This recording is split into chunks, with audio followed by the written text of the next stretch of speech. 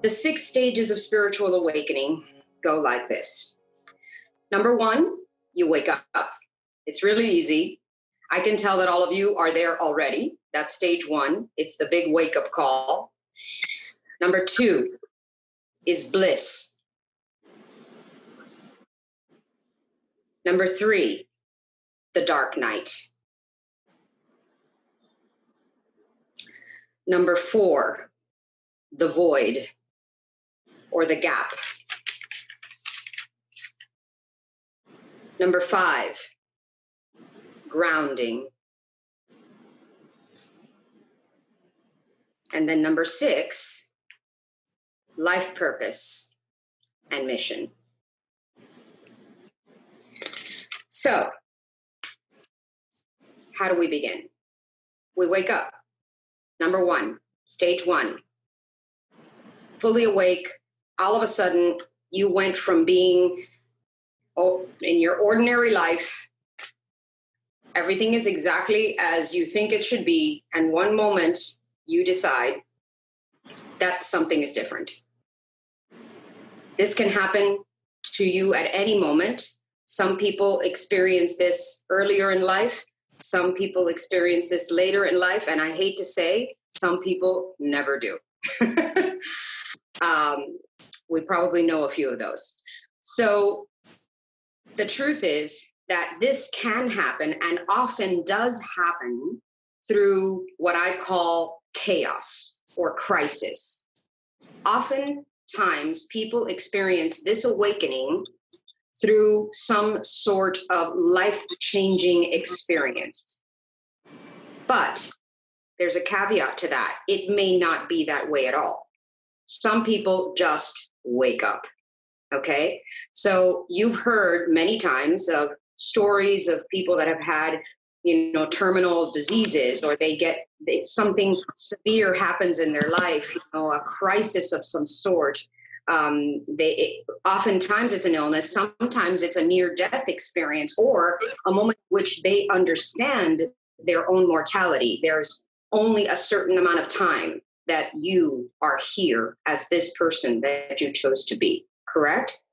So that aha moment of, oh, wait a minute, there's got to be more to this than what we do every day, right? There's got to be more meaning to this. That is the wake-up call. For me personally, I got that wake-up call, and I can almost tell you exactly when I got that wake-up call. It was about 8 years ago. And it was just as I was getting to my 12 year. I don't know. I guess I always knew something was going to be different. And by the way, the wake-up call is really a remembering. Okay? What waking up is all of a sudden losing the amnesia that you came in with. Okay? Because we're all born awake. You know those beautiful little innocent children that we hold in our hands? Those children are fully awake. They're not asleep. We get conditioned to fall asleep. We get conditioned by our life, by the people around us, to train us into falling asleep. Okay? It's kind of like when you teach your puppy how to stay, in and not, pee on the floor, and you take them outside and they learn these things. That's what they do to us. They blind us to the truth of who we are. Okay? So we know who we are at all times. And like I've expressed in this before in other classes, our emotions are our compass. So our emotions are always telling us who we are.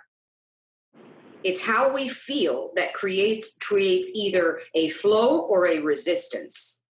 And those emotions are our compass telling us, hey, you're off track. Hey, listen. And if we don't listen, we come to a point that becomes a crisis. And it's that crisis that causes us to wake up. Okay? When we ignore the emotions that we are experiencing and we dive into the conditioned fears of this life, we forget who we are. So waking up is really a remembering, okay? Remembering that we are souls having a physical experience. Remembering that at all times, there is no such thing as being separate from God. So think of waking up as your remember moment. Okay? So that's stage one. Stage two is called bliss. And the reason it's called bliss is because that's exactly how it feels. It feels as though you've had this aha moment that you no longer feel separate from God. You know and are in total faith that you are connected to God. And that but can someone mute themselves? Make sure everybody's muted. So all of a sudden you're in such a beautiful state of wow, I feel so connected to everything around me, the trees, nature, beauty, everything turns you on. And really what I call this stage, bliss, is when your heart chakra opens wide up. Like it's literally, imagine you shattered the egg around your heart, that shell, that hard shell that's been built up by years of training, right? And there's all of a sudden this gap in the shell, and you pull it off, and the light comes shining through, and you feel it. You feel it like everywhere in your entire body, and you can be in this state for an incredible amount of time or an instant. And this is what we try to capture when we are in deep meditation and prayer. When we are able to get back to ourselves, we are able to join that state of bliss. And that's why I have to say, for me personally, because I can tell you when I experienced this too, okay, that state can only be reached when your heart chakra is wide open and you are feeling the love from the inside out. But it's not sustainable, okay? And I think it's important for me to mention that there is no, like I said, that there's no such thing as linear time here. So, I mean, this is in linear time, but this is the stage in which you're in this is very, very intimate and personal to you. Okay? For me personally, waking up probably was a period of 2 years. 2 years. I can tell you from 2012, 2013, 2014, I was in that state of questioning everything. Questioning everything. It's like, what am I doing here? What is going on? Why don't I feel like I'm out of sorts? Okay? That was for me. Then the state of bliss is, I know the moment that I felt it because I was actually in a deep meditation when that happened. And my friends witnessed this, and I've shared this story with you guys in another class in which I broke down. Like I cried tears of pure joy and love for like an hour and a half. Okay. So that's how wide open my heart broke. And then you go into the dark night. Now, some people know this as the dark night of the soul, right? The dark night of the soul is, I have another word for it. I call it sometimes the dark night of the ego or the big purge. Okay? The big purge. Just like the wake-up call is a remembering, bliss is your heart chakra opening up to joy and love. The dark night is the big purge.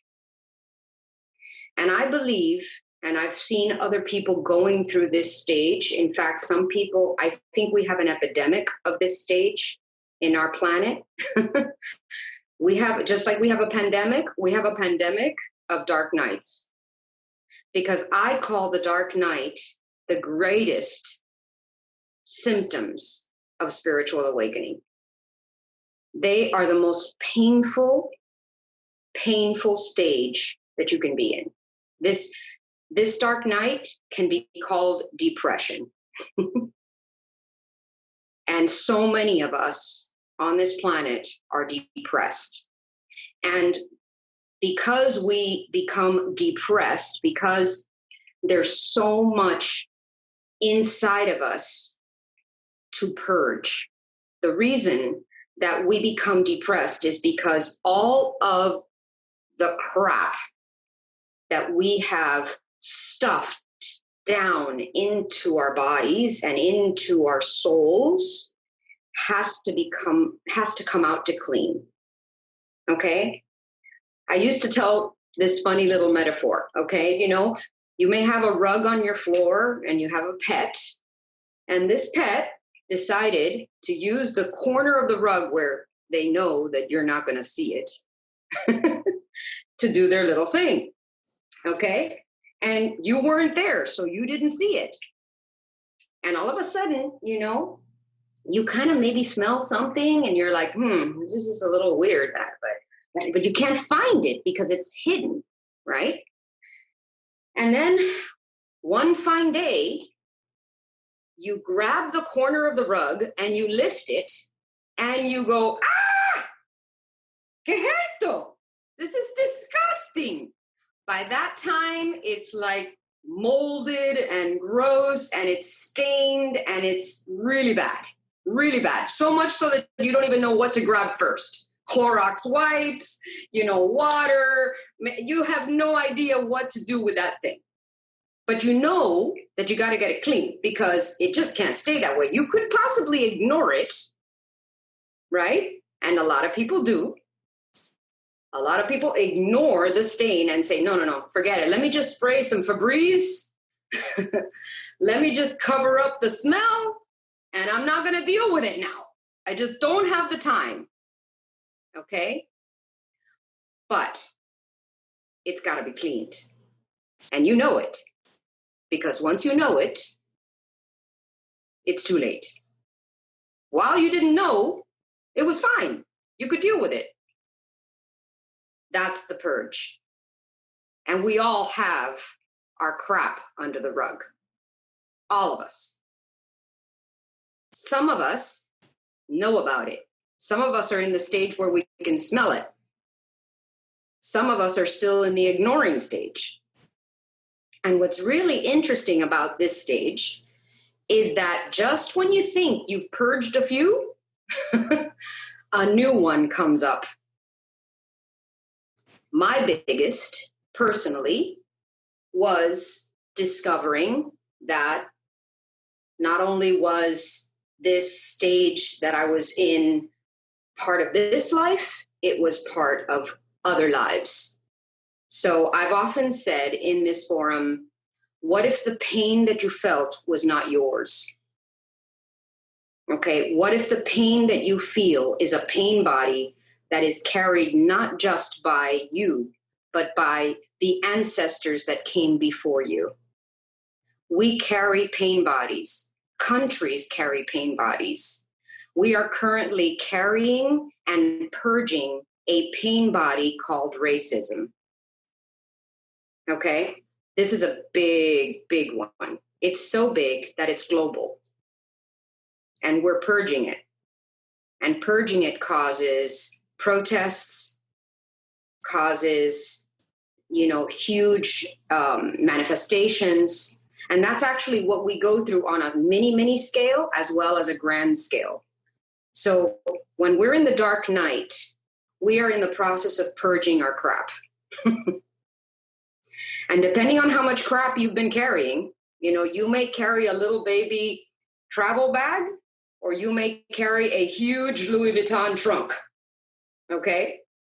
Whichever one size you have, it'll be directly related to how long you will be in the dark night.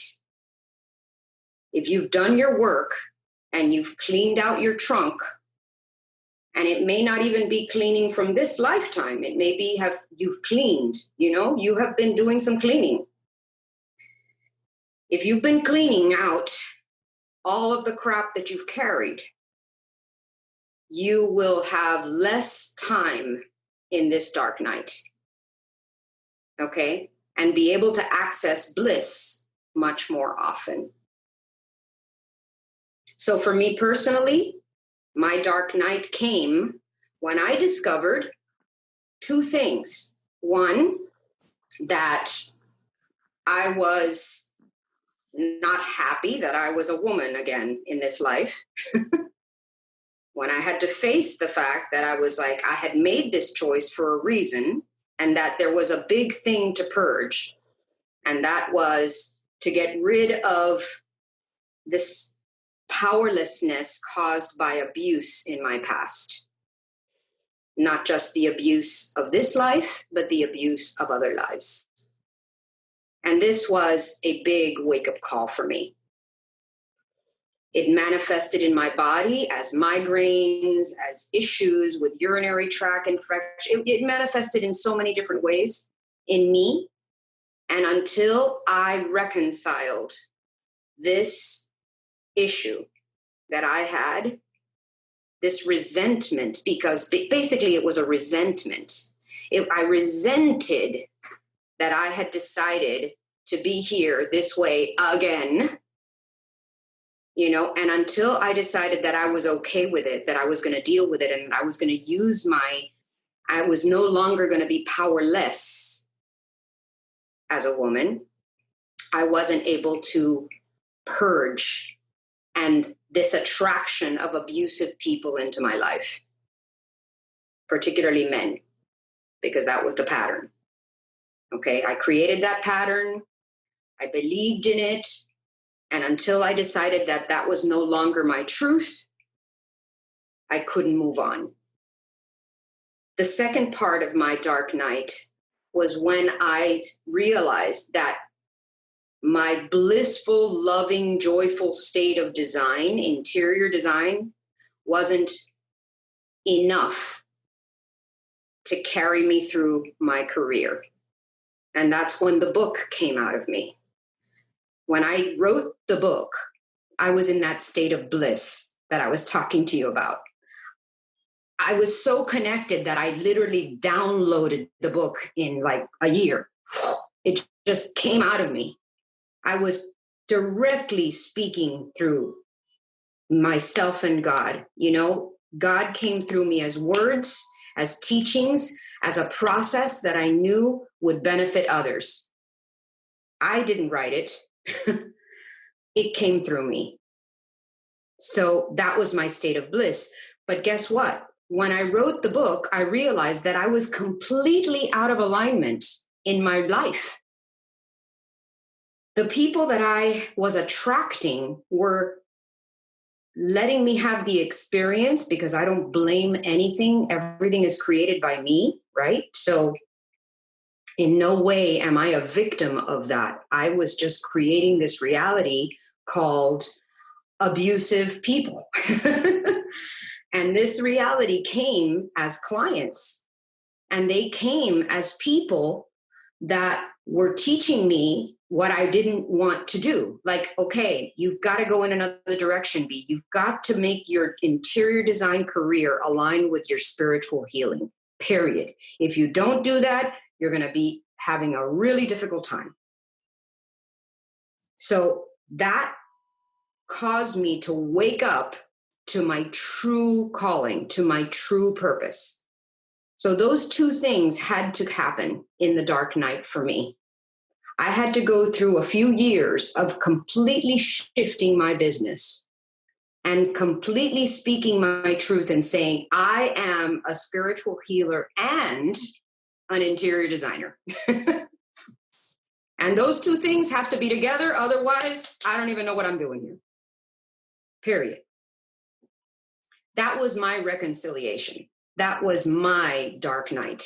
That was the way that I was able to get through the Clorox wipes under the rug, okay?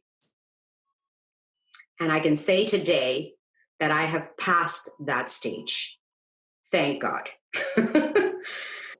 Because it's heavy. It's very heavy.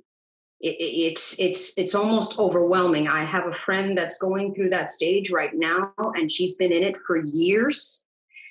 And, you know, it's scary to watch because you don't know when you're going to come out. And sometimes people don't. And some people just stay deeply rooted into that dark night. And they try to get help. Maybe they get help through drugs, like literally going to a psychiatrist, a psychologist, getting medical help. But at the end of the day, that's kind of like Febreze, you know? It only hides and masks the problem. At the end of the day, you must purge it. You can't hide it. And because you can't hide from yourself. It's impossible. So unfortunately, that particular stage is one of the most challenging. So the next stage is called the void or the gap. Okay? So you've been through the wake-up call. You've known what it feels like to be completely connected to God, completely connected to yourself, know exactly what you are doing, where you're doing it. You just like, wow. And then, bam, you're dealing with all the stuff you've got to clean out.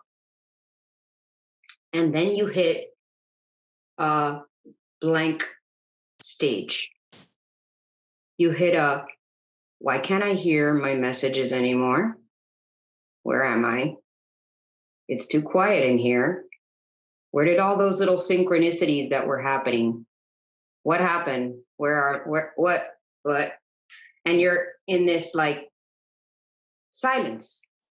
And you may be sitting there praying and you're, oh God, please come back to me. I don't know what I'm doing. Where are you?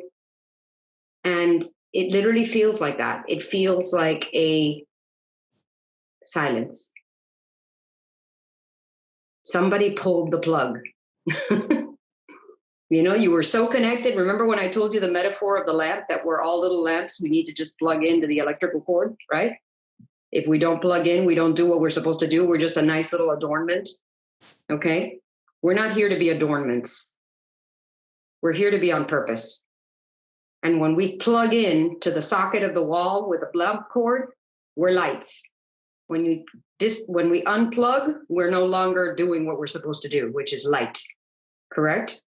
So this is what that void feels like. It feels like you got unplugged. You know, we've all experienced that moment which Netflix disconnects and you're like, ¿Qué pasó aquí? And you're pushing the button and you're turning a thing off and unplugging the remote, plugging it back in, unplugging the remote, plugging it back in. You wait the 10 seconds. You're like, no, it's not working. Do it again, right? That's the void.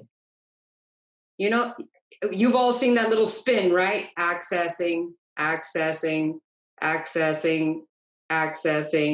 And you're sitting there waiting, right? You're like, when is that thing going to turn on? All of a sudden, you might see a little image. Oh my God, I got connected. And then, boom, it's gone again. That's the void. And that, again, why do we get disconnected from Wi-Fi? Does anybody know this answer? I have no answer for that. Do you? It drives me bananas. You're perfect one moment, right? And the next moment, you're unplugged. and you don't even know why because you don't see it. That's what it feels like. That's called the void. That's the gap. But it passes. Guess what? It passes. And it passes especially if you, by this time, have realized, and this is why I insist that all of you develop your own personal, intimate spiritual practice, whatever that may be. Because if you don't, you will suffer painfully from that disconnection. Because once you've woken up, you cannot fall asleep again. It's impossible. Once you are awake, you cannot fall asleep. And if you find yourself in the void, in the gap, you will feel disconnected. And you will start having emotions that create resistance for you. And you will spiral into a place that you will begin to manifest things that are not necessarily what you desire. So if you keep a meditation practice, if you keep a prayer practice, if you have a whatever practice that is that you use, yoga, exercise, just good quality things that help your life, help your resonance rise, help your frequency and vibration rise. If you do whatever that is, you will get out of the gap and get to the next stage, which is called grounding. So grounding, the best way to describe grounding is think of yourself as a tree, right? The tree is up above the ground and it has all of its stages happening out here. It could be losing its leaves. It could be sprouting new leaves in spring. It could be losing its leaves in fall, right? All of these seasons and cycles are happening for the tree. But the root system of that tree is fully embedded into the ground. Fully embedded. That root system is deep because it's been growing throughout all of these stages. Think of the wake-up call as the seed bursting, correct? Think of the next stage as the sprouting bliss. It's coming up to the light and exposing itself to all of its possibilities. But the grounding is when the root system has now gone deep into its purpose. Now you have a direction. For me, the grounding was actually literally changing my entire life and business, which involved two things. Implementing the way that I do my work, literally understanding that when I create, I must create from the soulful place of who I am, and that my entire reason for being is to spread the word, to raise consciousness, to create beautiful environments that inspire people to live.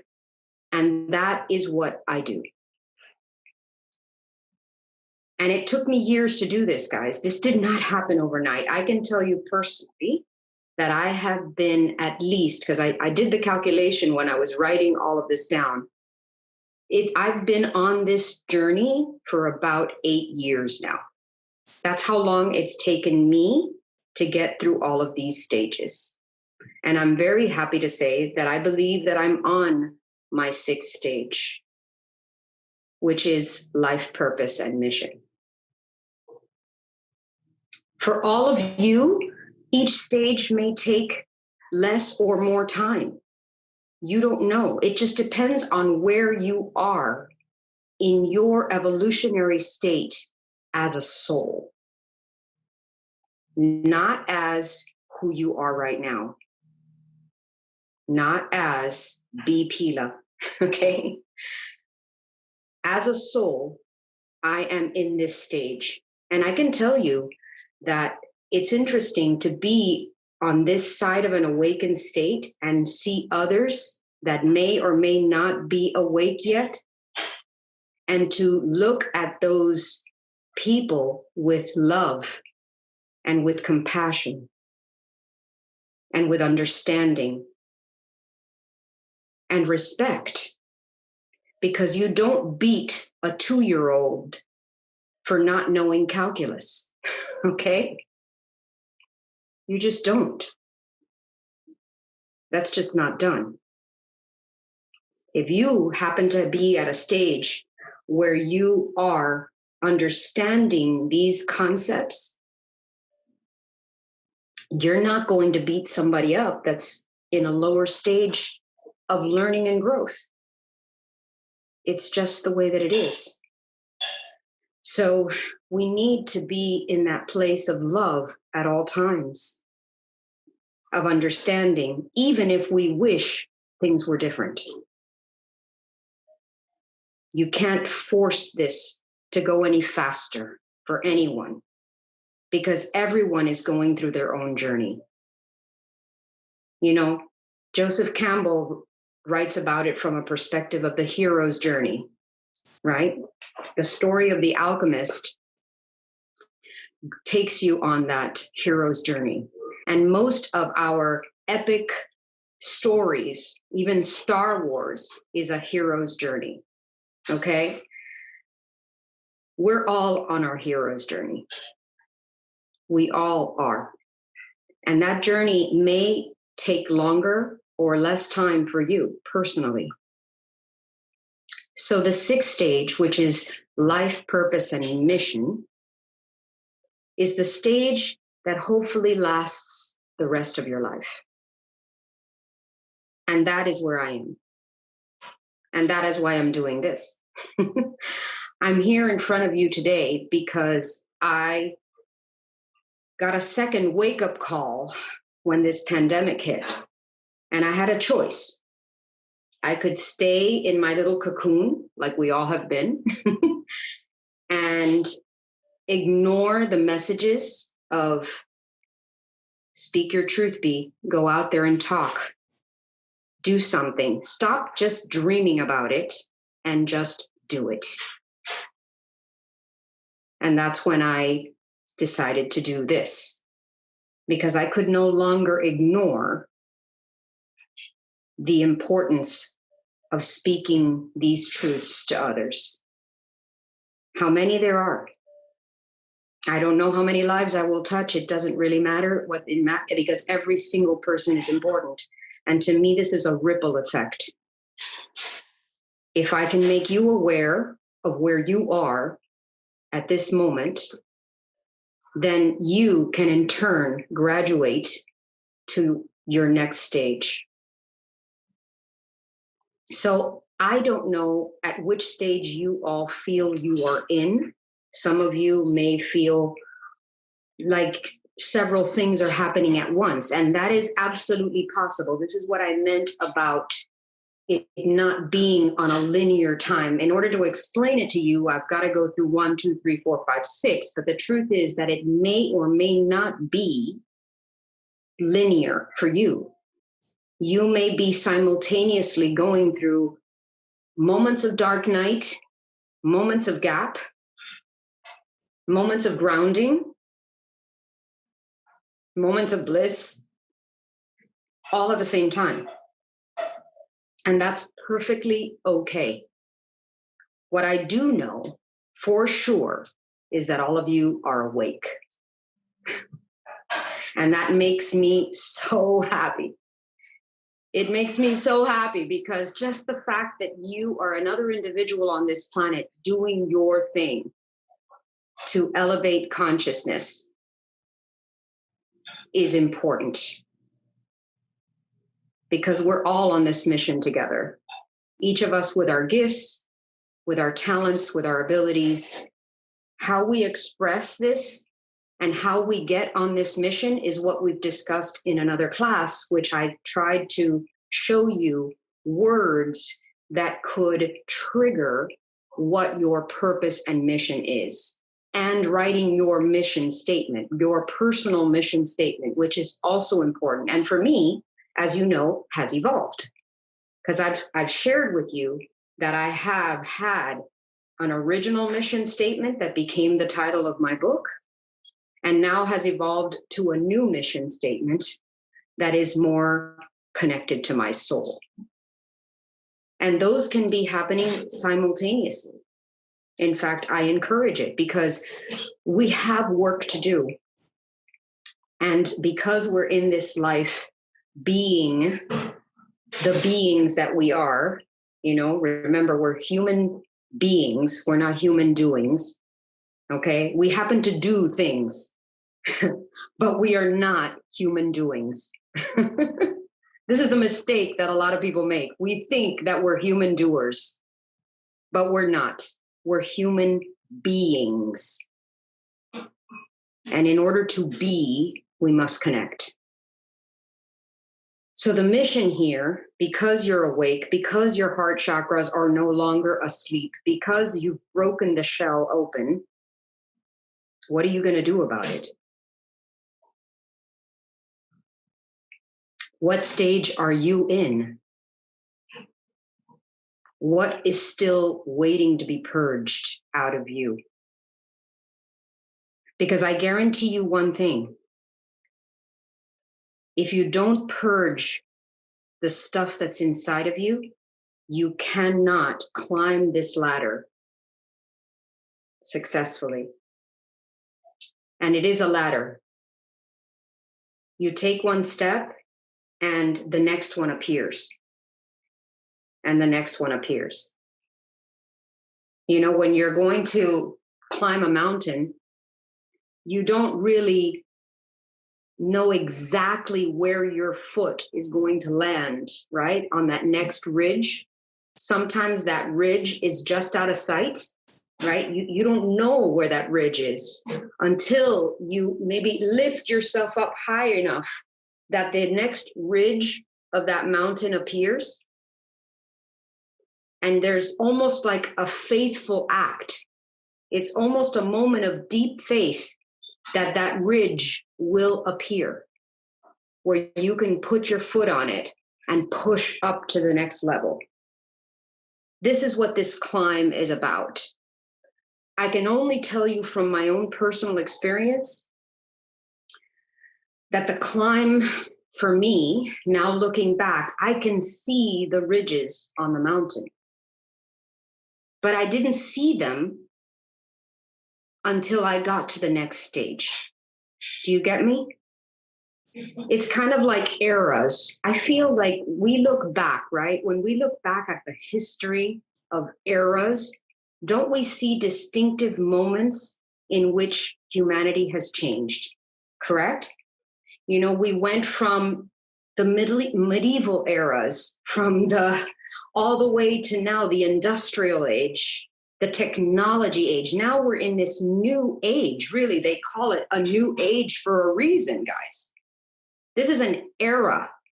We are all in this moment, in this time, to usher in a new era.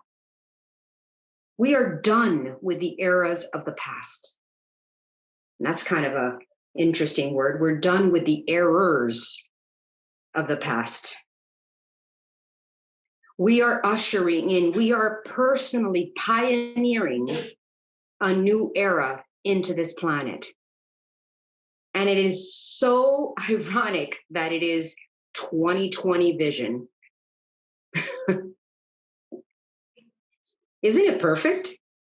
2020. What does 2020 mean?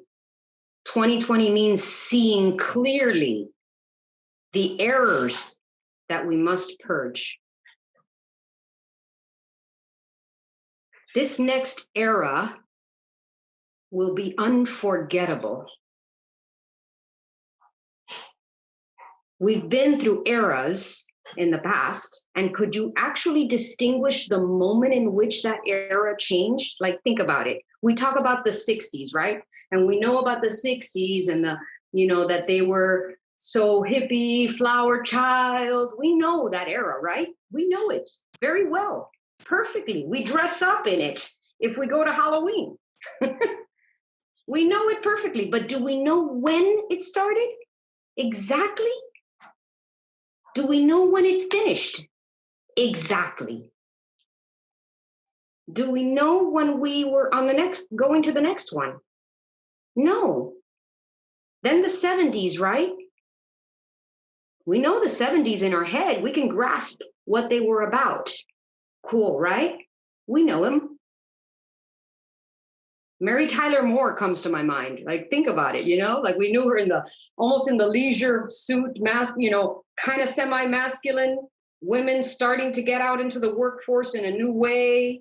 We know that era, right? Then the 80s. What were the 80s about? Woo!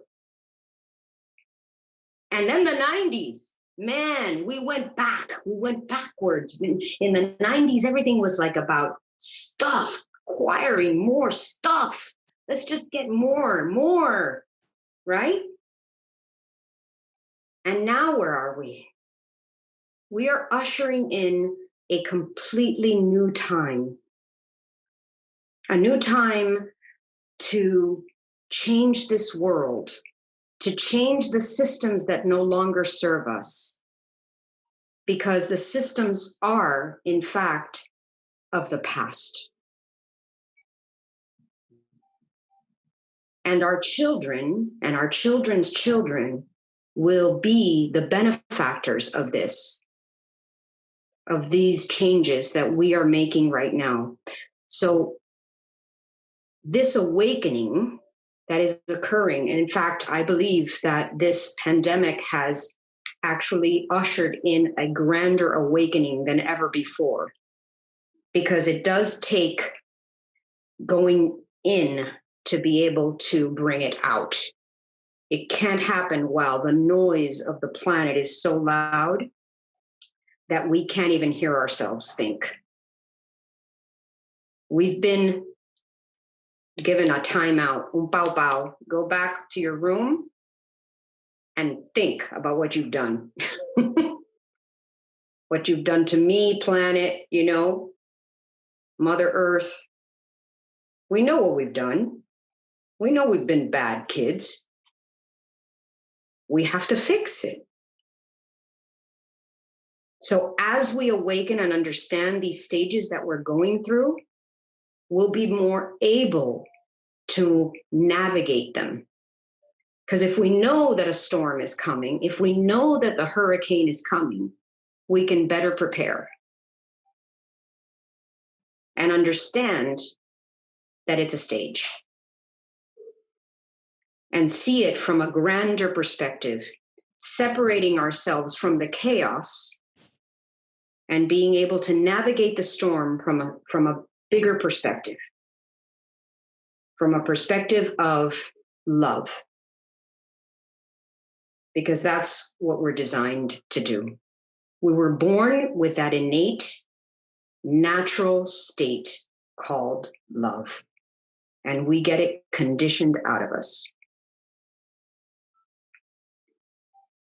So I don't know what stages you're in. I'd love to hear about them. I know mine. I'm happy to be at the stage that I'm in. And let me tell you, it's not, like I said, static. I know that I'm in my mission stage. I know that I'm in my life purpose stage.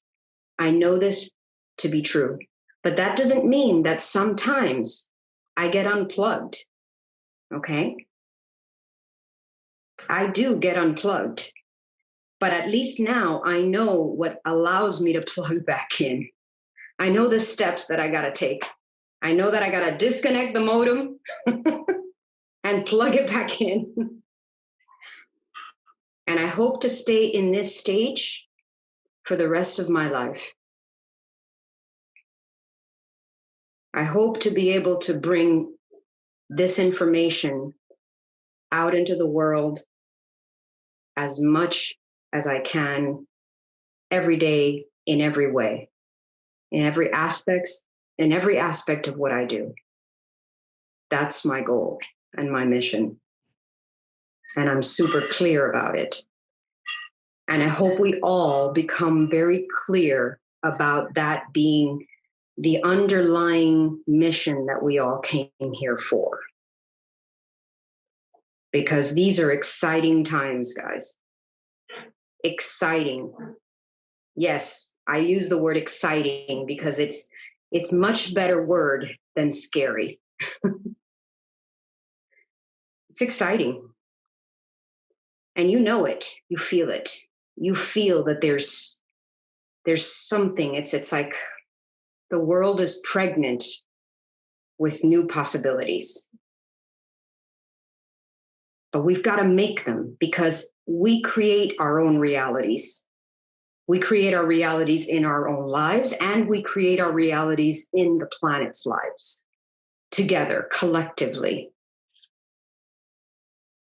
So it's a big responsibility.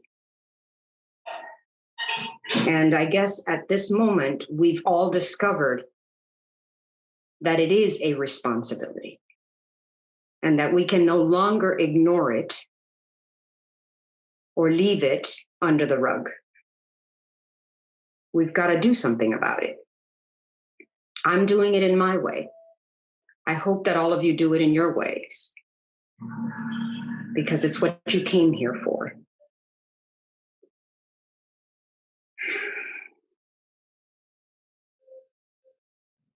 Let that sink in.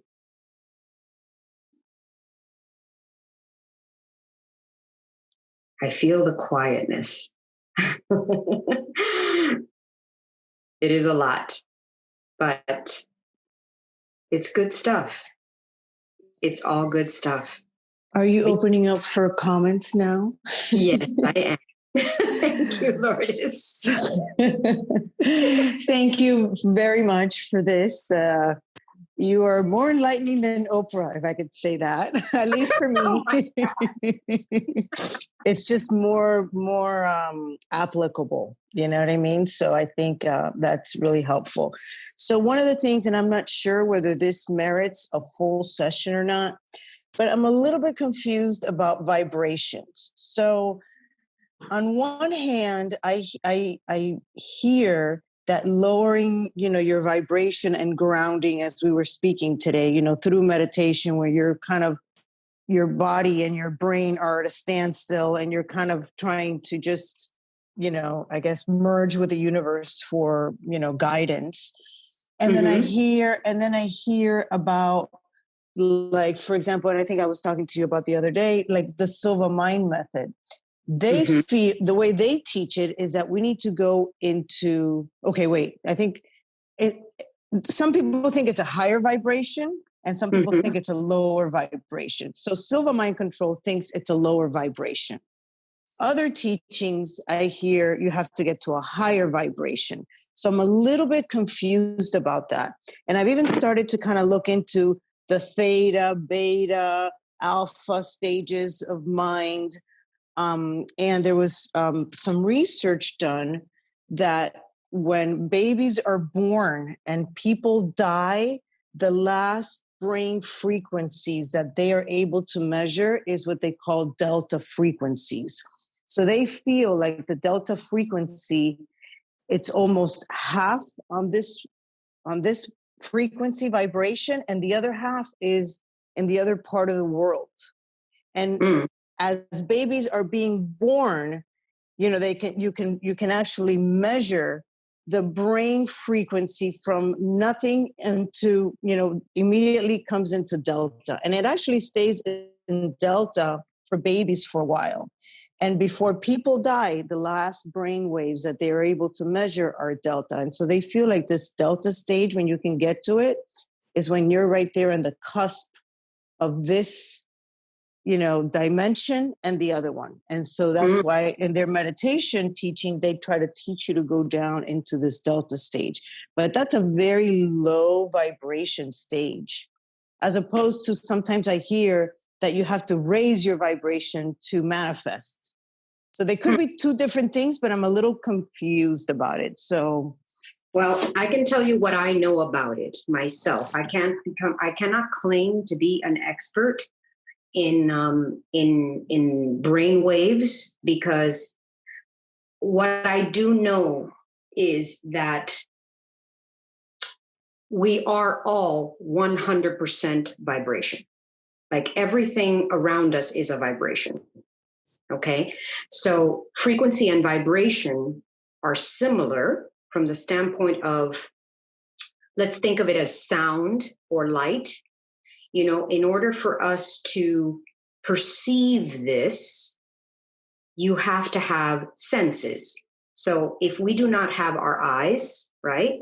If we do not have our eyes, we cannot perceive the light, and our brain waves cannot pick up the images that we are seeing, correct? So there's two things that are in a constant state of vibration that within us that are like little brains, Lourdes. So, because you're referring to brain waves and I'm referring to heart waves. Okay? Our heart and our mind, and actually today, scientifically, it's starting to come out more information about the heart. They're saying that the heart is actually like a little brain. Nobody was talking about that before because we gave great importance to the brain as the everything, the most important thing in our bodies, because it is the processor. Okay? The brain is definitely the one that does go into theta, alpha, delta, and all of these waves, right? And they can be considered high or low, but it's in the synchronicity of the brain with the heart wave that we manifest. This is why I speak about the soul and the ego. Okay? It's two different frequencies. The frequency of the brain is the frequency of the ego. It's the thought processor. Okay?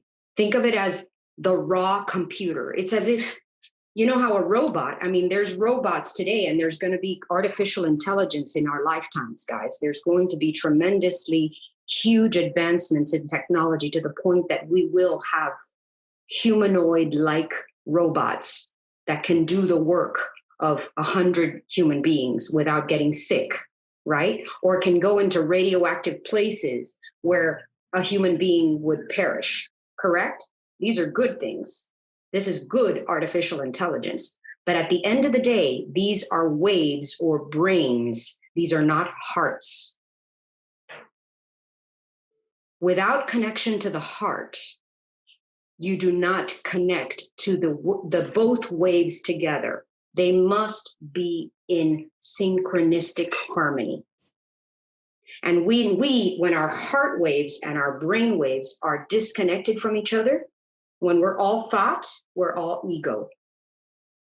This is where fear occurs the most, because our memory banks are holding all of these conditions that are telling us, oh yeah, be careful, don't cross the street. You can't go over there. That somebody might steal your car.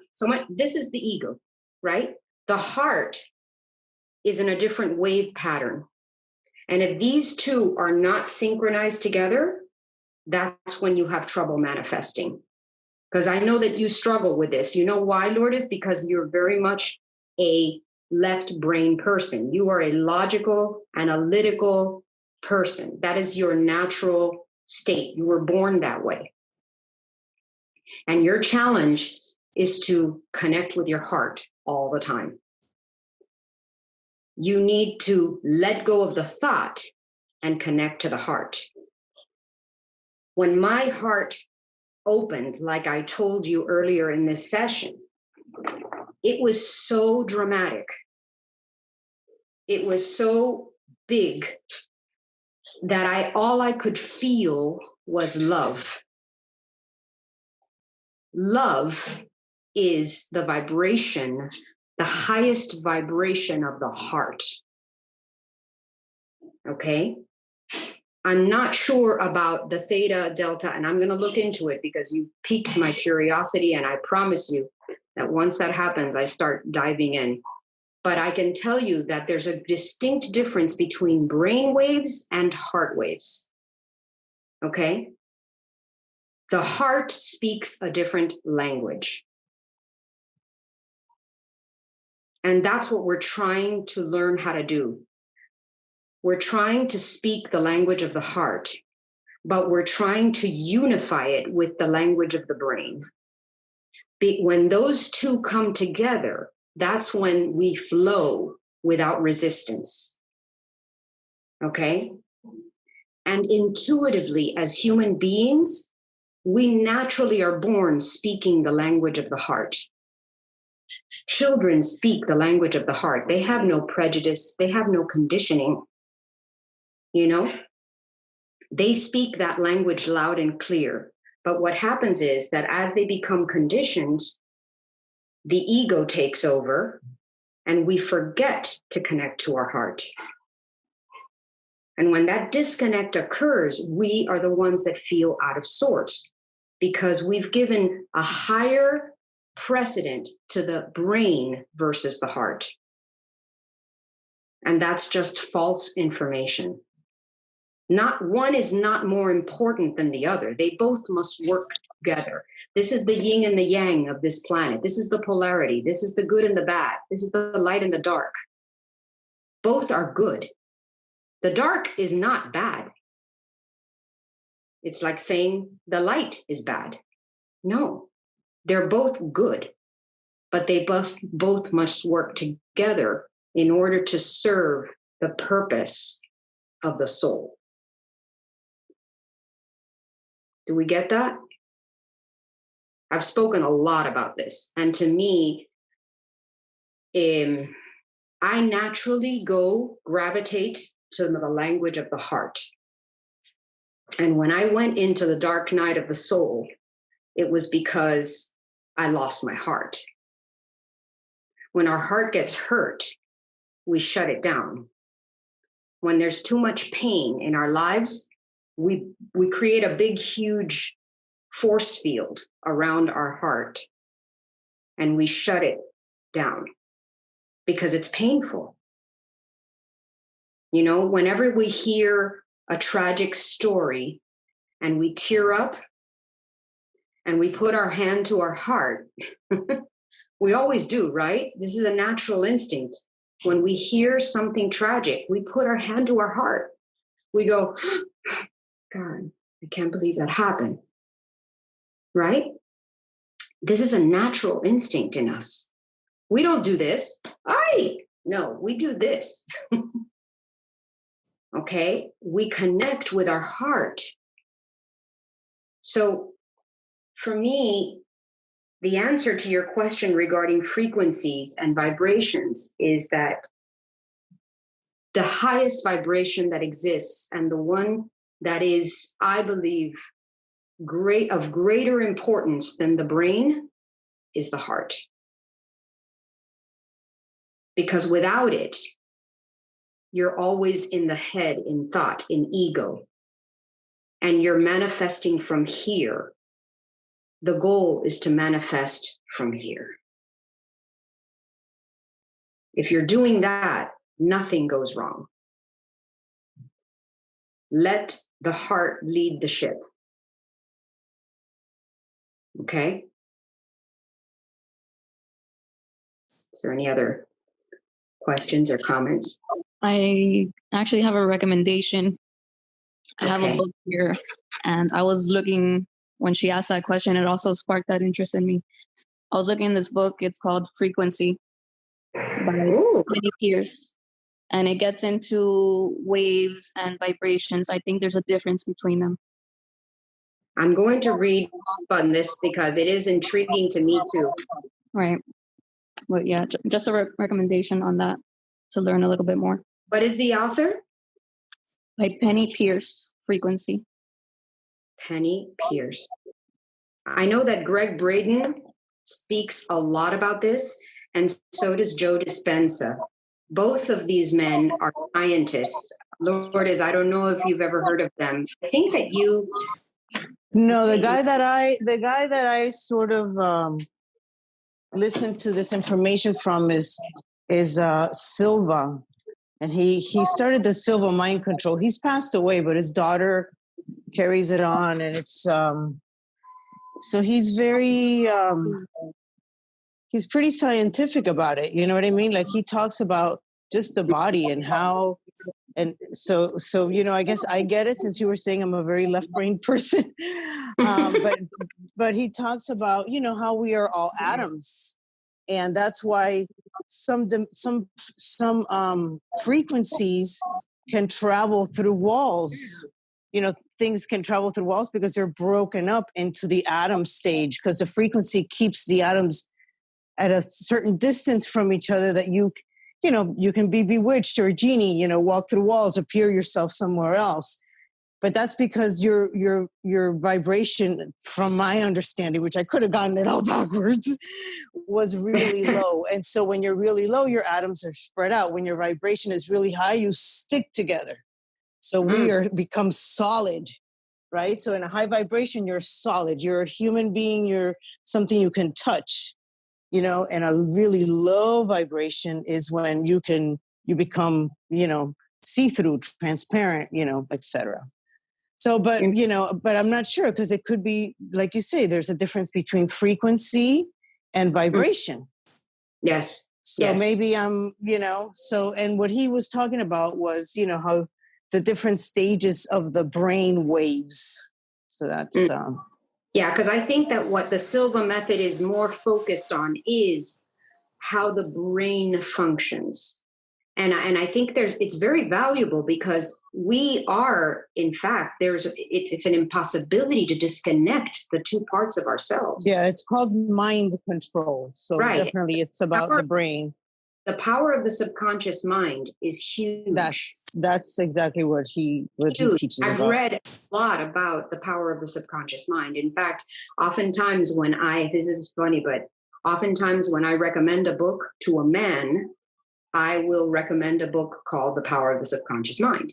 When I recommend a book regarding this to a woman, I may use other books like You Can Heal Your Life by Louise Hay, because it's not, depending on the type of person that you are, whether you're more left brain or right brain, you will absorb this information in different ways. At the end of the day, though, it's all very, very similar. We're all speaking the same language. And when I went through the 14 universal laws, it's really important to go back to how those work. These laws are as important as the law of gravity, reciprocity, law of attraction, cause and effect. If you think about it, Albert Einstein was incredibly spiritual. If you read some of his work, he talked about energy, and he's probably one of the most amazing genius scientists that we've ever had, right? But he was incredibly faithful. He understood that the heart is just as important as the brain. And the problem is that we've lost that. We used to be incredibly mystical. Like if you think back in the times of pre technology and all of this, everything was very mystical. We were very in touch with nature, right? Everything was more ethereal because we didn't know as much science, right? So we had to trust our heart. Like if you think about the Egyptians, the Mayans, they were looking at constellations and temples and ceremonies because they were intuiting. They were having intuition be their guides, right? That was one extreme. Then we went to the other extreme, right? Because you know how the pendulum always swings to extremes, right? We went to the other extreme of technology. Now everything has to be answered from the head. And nothing makes sense unless it's scientific. We don't believe it unless it's proven. And is that really true? Does nothing exist beyond the proof of science? That's not true, is it? So what we're trying to do right now in this new era, in this new age, is to merge the knowledge of these two worlds. We're trying to grasp all the science and all the technology that we have learned and merge it with the past and the mysticism of the past. Bring them together into a harmonious place. And we're doing this from the outside in, but we're also doing it from the inside out. We're doing it inside of ourselves first, because until we do it inside of ourselves, we cannot possibly merge those two outside of ourselves. They're going to be in disharmony until we are in harmony. We are trying to get into coherence with ourselves.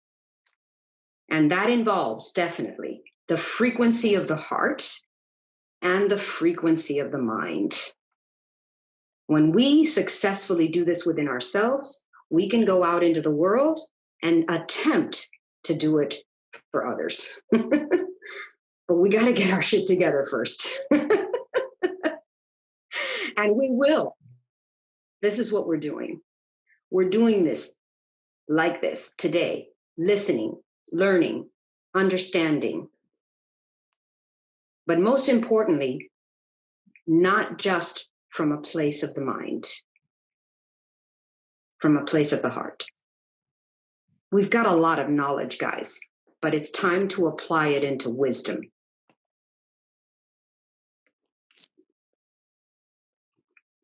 Hi, Christina. Hi, I actually want to say hi to everyone, and I want to make a comment.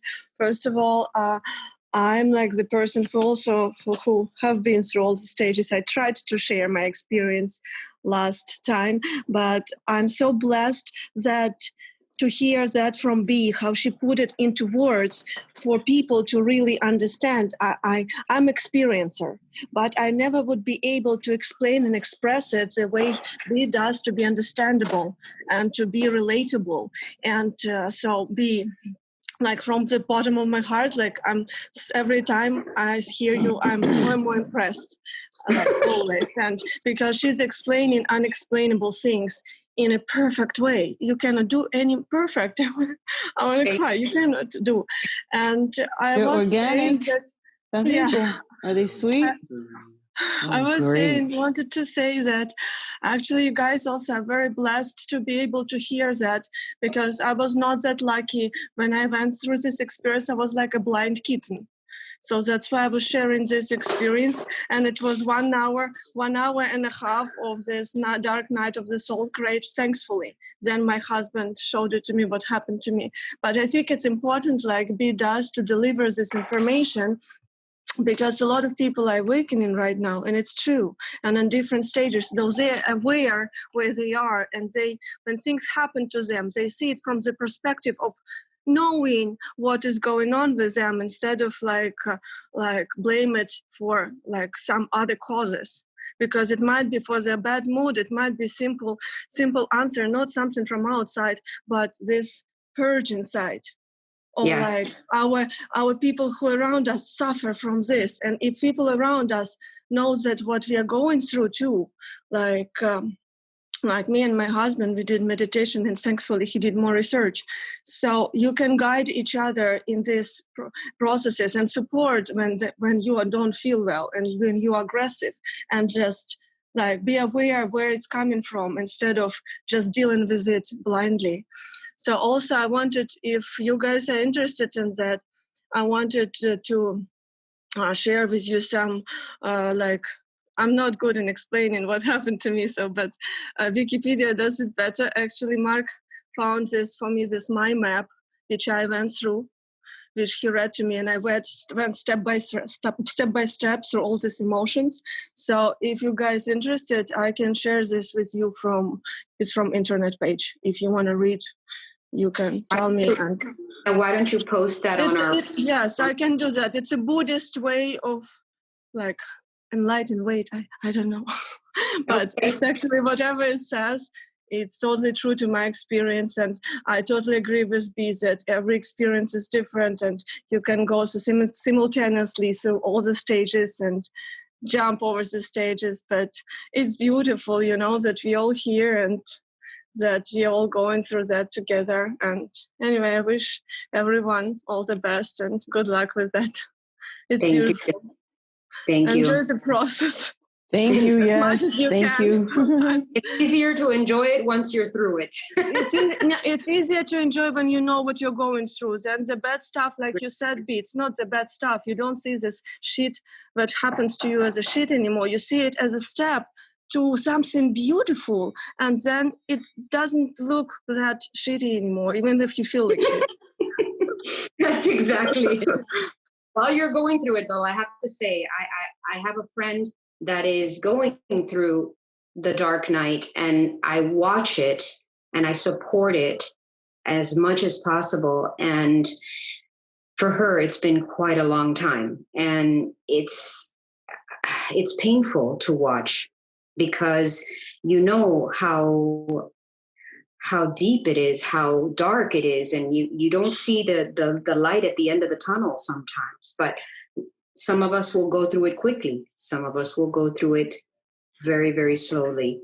And if anyone that you know is experiencing that, or if you're going through it, you know, reach out and share with people that you trust, that truly love you and truly care for you, and that can understand what you're going through, because we're all going through it. We all will.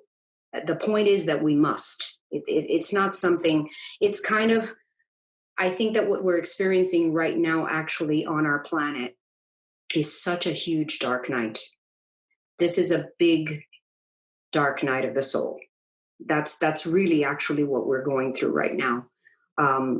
There's so much stuff that's coming out to the surface. We've already been in it for quite a while. I mean, you know, as we've seen these movements like the Me Too movement, all of this disclosure, all of this stuff that's been hidden away, the ugly stuff that has been part of our reality has to come out. And until we see it for what it is, we stare it in the eyes and we clean up our act, it's going to continue to come out. And it's metaphorically happening, like I said, internally in us, as well as externally on the planet.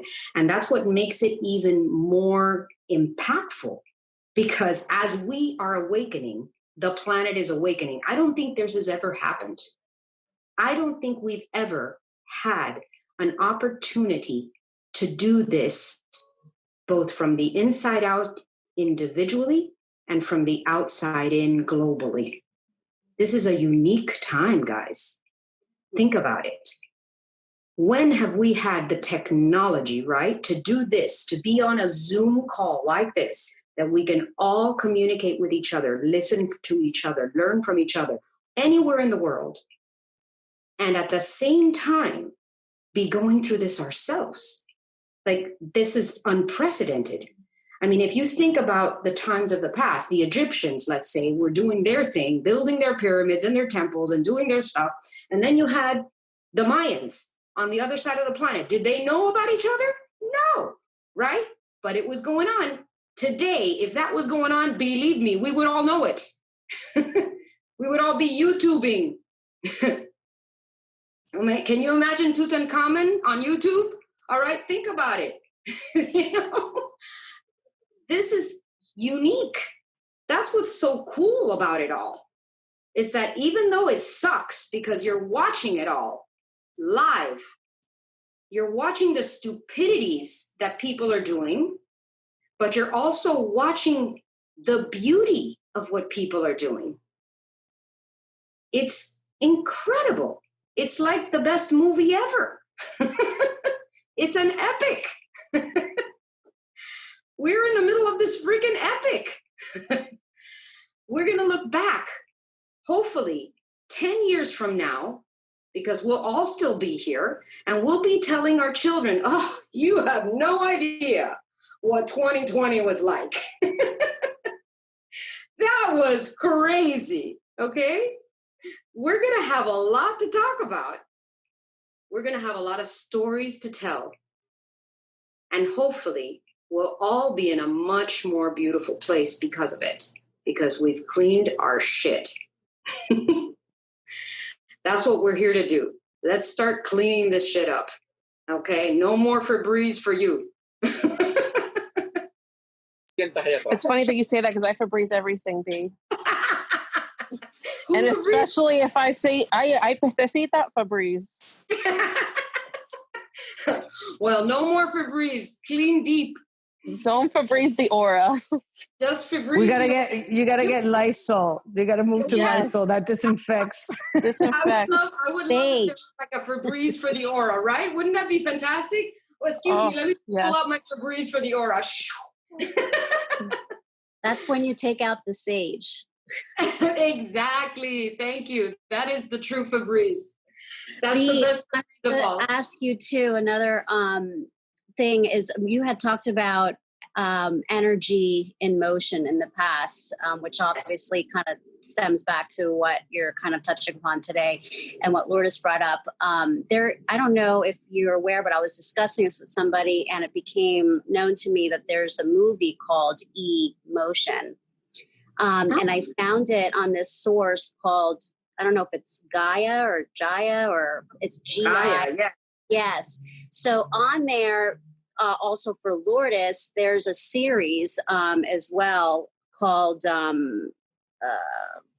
it's on the brainwave stuff too, Introduction to Your Brain.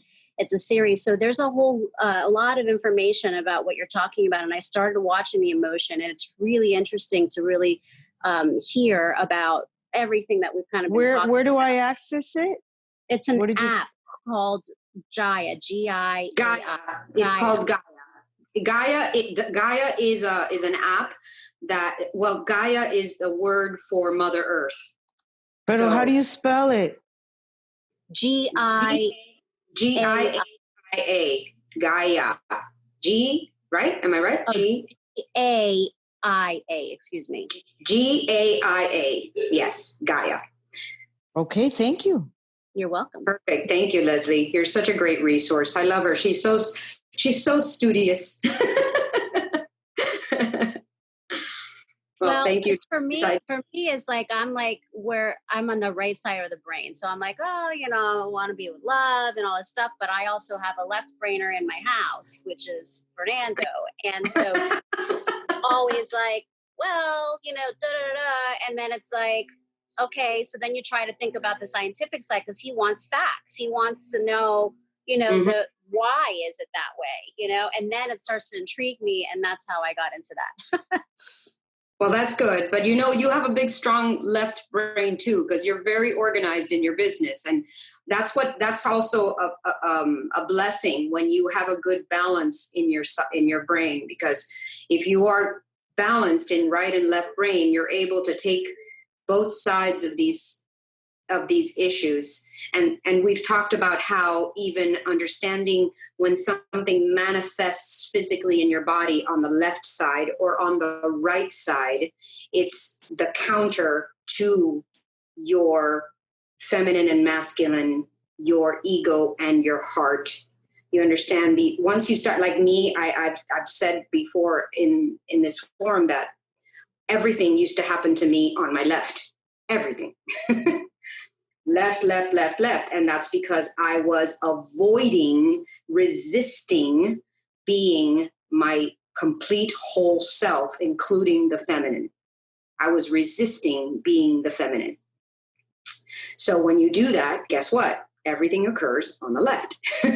It's almost like a little knock on the door. Excuse me, you're not listening. Hello, wake up. And then it'll continue to do that. So I always find it funny when people tell me, when say, oh my God, I broke my right wrist, or I broke my left wrist, or I had an issue on here or on there. I'm always inside of myself saying, I wonder why you're out of balance, right? Because the body will manifest the opposite of what you're out of balance with. Okay. So thank you. Gaia is an amazing resource.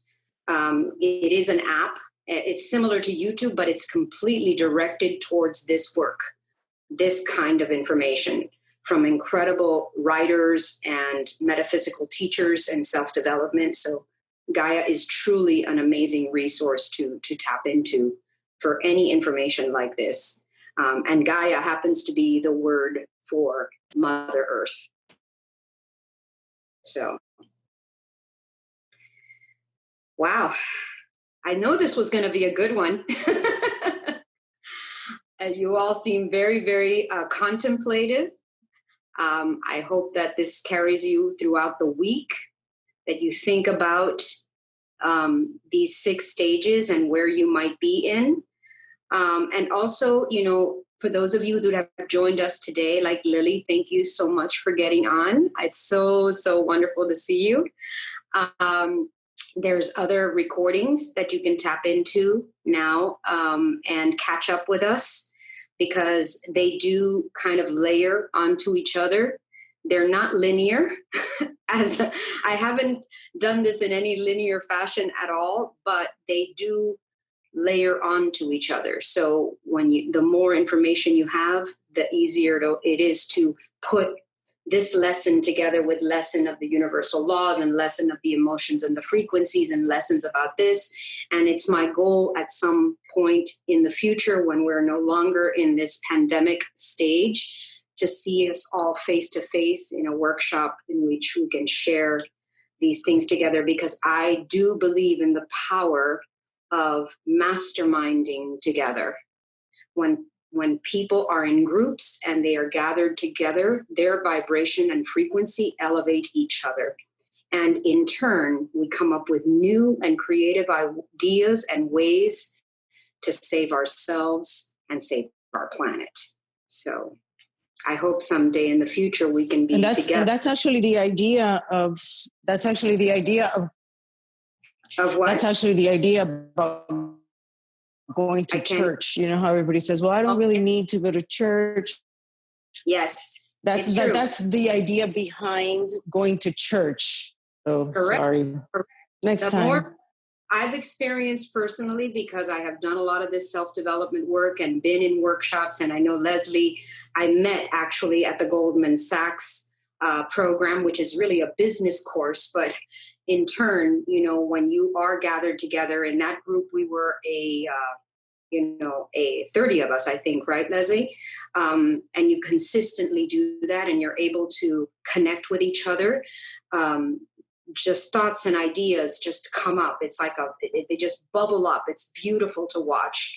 And I hope someday that we can have a retreat together to study these ideas and to learn and grow and expand together in a group.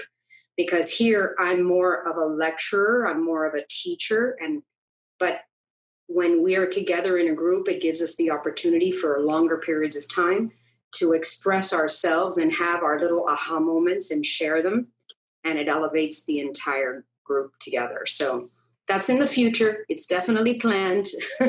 I know it's going to happen, and I hope we can do it in some beautiful natural environment, like a cabin in the woods or a gorgeous retreat, so we can be inspired by nature as well, and include things like meditations, which I would love to do as well, and maybe a little yoga, a little stretching, a little happy hour.